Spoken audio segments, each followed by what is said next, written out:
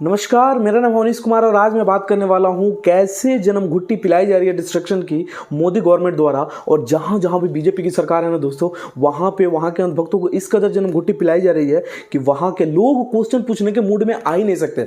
अब मैं थोड़े समय ज़्यादा दूर नहीं जाऊँगा, मैं जनवरी के बाद चलता हूँ। इस साल के जनवरी के बाद अभी मुश्किल से तीसरा महीना भी नहीं आया दोस्तों, और इस कदर डिस्ट्रक्शन हमारे मन में घोल दिया गया है कि हम कभी भी सरकार से सवाल पूछने के मूड में आ ही नहीं पा रहे हैं। और जैसे ही हमें सरकार से सवाल पूछने के मूड में हम आते हैं, जैसे ऐसा मोमेंटम बनता है कि अब जनता सरकार से सवाल पूछेगी, उस समय कोई नया डिस्ट्रक्शन दे दिया जाता है। अब शुरू से शुरू करते हैं। सबसे पहले अगर हम बात करें तो औरंगजेब वाला, अभी तो जनवरी बहुत दूर चला गया, हम मार्च की ही बात कर लें तो औरंगजेब वाला जो किस्सा अभी बहुत पुराना नहीं हुआ, उसके जस्ट पहले समय रैना वाला केस से शुरू होता है। और समय रैना का केस जैसे ही खत्म हुआ, अब उसके बारे में लोग जैसे भूलना शुरू कर दे, उसके बाद तुरंत हम लोग को जन्म घुट्टी पिलाएगी औरंगजेब वाली। और औरंगजेब वाली जब जन्म घुट्टी पिलाएगी तो पूरा मीडिया, पूरा देश ऐसा लग रहा था कि इस बार मुगलों को हम लोग भारत से बाहर निकाल के मानेंगे। लेकिन एक सेकेंड, मुगल तो भारत में है ही नहीं, तो किस मुगल को हम लोग बाहर निकाल के बात करें? वो जो कब्र में दफन है उनको हम निकाल के बाहर फेंक देंगे? ऐसे कैसे मुगल हमारे देश में रह सकते हैं? ऐसे कैसे मुगलों का कब्र हमारे देश में बन सकता है? ये है हमारे अंधभक्तों के आका प्रधानमंत्री मोदी जी के नेतृत्व में बीजेपी की सरकार जो बन रही है। वहां पर देवेंद्र फडणवीस के बयान, कि देवेंद्र फडणवीस का बयान ये कहता है, उनके जो समर्थक है, उनके जो अंधभक्त है, उनका कहना ये था कि औरंगजेब का कब्र हमारे भारत में कैसे होगा। तो 3 सालों से जो कब्र बनी हुई थी भारत में, उसके खिलाफ एक मोर्चा निकल गया, पूरा एक राइट छिड़ गया, कई सारे लोग मारे गए, कई सारी गाड़ियां जल गई, कितने सारी संपत्ति का नुकसान हुआ। और इसमें सबसे जो फायदा हुआ वो है बीजेपी का फायदा। बीजेपी को यह फायदा हुआ कि जो उनके जो वोटर्स थे, जो उनके अंधभक्त थे, जो उनके समर्थक थे, उनसे क्वेश्चन पूछने के मूड में जैसे ही आ रहे थे तो उनको ये जन्म घुट्टी दी गई कि औरंगजेब हमारे देश को उस समय खराब किया था, औरंगजेब की कब्र हमारे देश में कैसे है।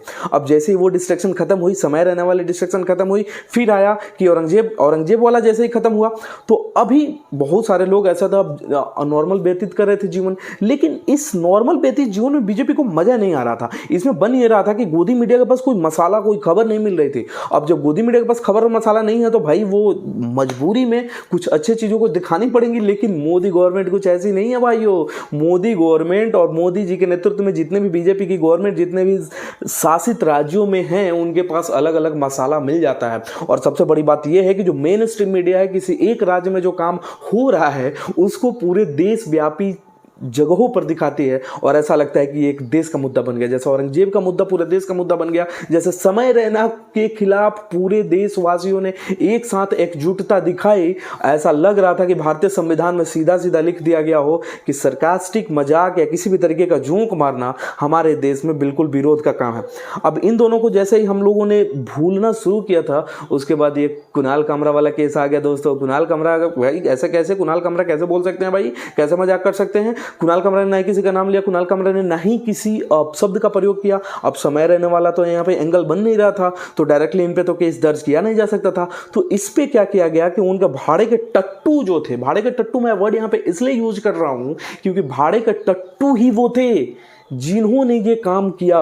वहां पे जाके सीनेट हॉल को तोड़ फोड़ इस कदर मचा दिया, वहां पे इतने लाखों करोड़ों रुपए मिलके वो हॉल बना था और उस हॉल को तोड़ फोड़ के एकदम से उसको मटिया मेल कर दिया गया। अब वहां पे इस हाल में हो गया है कि वो जो उसके निर्माता थे, जो उसके मालिक थे, उनका कहना ये था कि अब इसमें कोई भी कार्यक्रम आज के बाद नहीं हो सकता। ये इस कदर व्यापी हो चुका है।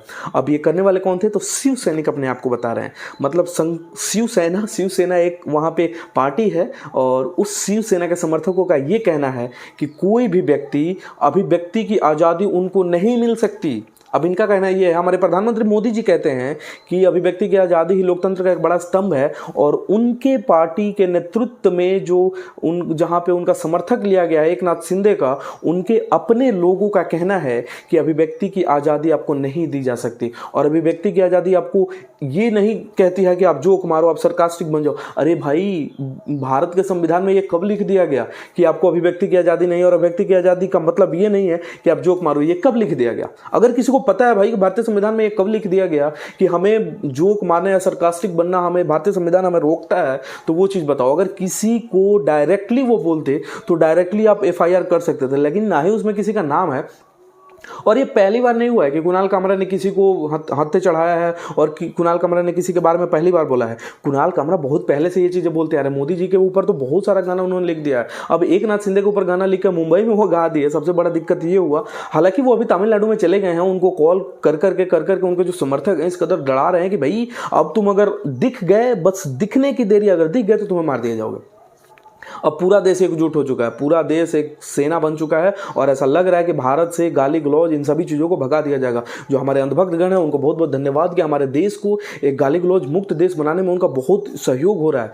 और अभी ये चीज़ मतलब देरी भी नहीं हो रही है। अभी ये चीज़ अभी आदमी भूल ही रहा था कि सुशांत सिंह केस वाला जो मुद्दा था उसको उजागर कर दिया गया। भाई सुशांत सिंह केस जो था एक क्या था, उस समय जब जो गोदी मीडिया उस समय मुझे ड्रग दो, रिया चक्रवर्ती है। और आपको याद है उस समय यार लॉकडाउन का समय था, गोदी मीडिया नरेंद्र मोदी जी की जो सारी कमियों को छुपा करके बिहार में चुनाव जीतने का जो प्रोपेगेंडा था, उस समय तो कुछ था नहीं। नरेंद्र मोदी की सरकार पूरी तरीके से फेल हो चुकी थी कोरोना में, लेकिन उस समय गोदी मीडिया ने ये सुशांत सिंह राजपूत वाला केस उठाकर ये साबित कर दिया कि नरेंद्र मोदी जी की सरकार जो है वो सुशांत सिंह राजपूत के साथ है और ज़बरदस्ती इसको सीबीआई में दिया गया। और सीबीआई में देने का फ़ायदा भी यही हुआ कि बिहार में इनको अच्छा खासा वोट मिल गया और बिहार में इनके पार्टी जेडीयू के साथ मिलकर एक सरकार बना ली। अब 4-5 साल बीत चुके, लोग उसको भूल गए, तो अचानक से धीरे से कुणाल कामरा के केस के साथ इसको दे दिया गया। सुशांत सिंह राजपूत का केस जो है वो आत्महत्या था।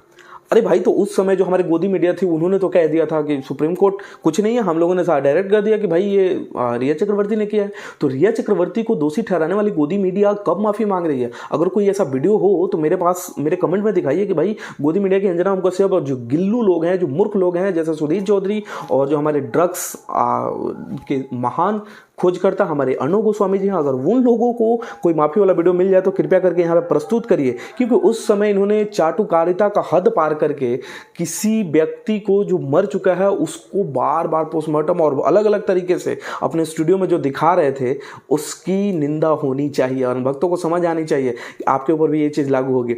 अब ये सभी डिस्ट्रैक्शन अभी चल ही रहा है भाई, तो बगल में आईपीएल दे दिया गया। अब आईपीएल देखिए, मतलब 2-3 महीना मस्त इंजॉय करिए और जैसे ये सभी चीज़ें खत्म होगी तब तक वो बिहार का चुनाव निकाल लेंगे और उसके बाद फिर अलग अलग डिस्ट्रैक्शन मिलेगा भाई आपको, अलग अलग डिस्ट्रैक्शन अलग अलग तरीके से मिलेगा। भारत पाकिस्तान वाला एंगल लगा के चैंपियंस ट्रॉफी को ऐसा बना दिया गया कि पूरा देश का ध्यान उस पर चला गया। अब आईपीएल को भी कुछ इस तरीके से प्रस्तुत किया जा रहा है कि स्टार स्पोर्ट्स और जियो हॉट स्टार को मिला करके कि भाई उससे बाहर आप नहीं निकल सकते। आप नहीं देख रहे हो तो मतलब आप देशद्रोही हो, कहीं ये कहने को ना सुनने को मिल जाए। क्योंकि कुंभ में जिसने नहीं नहाया था वो देशद्रोही हो गया, तो प्रधानमंत्री जी खुद 2013 के कुंभ में नहीं नहाए थे, तो प्रधानमंत्री जी खुद देशद्रोही हो सकते हैं। अब शायद इसीलिए प्रधानमंत्री जी पिछले 11 सालों से प्रेस कॉन्फ्रेंस नहीं किया है, इसका हो सकता है एक रीजन। अब सोचना आपको है और कमेंट आपको करना है। और अगर आपको वीडियो अच्छा लगा तो प्लीज़ इस चैनल को सब्सक्राइब और फेसबुक पे देखना तो फॉलो कर लेना। मिलते हैं अगले वीडियो में इसी अंदाज के साथ, तब तक के लिए इजाज़त।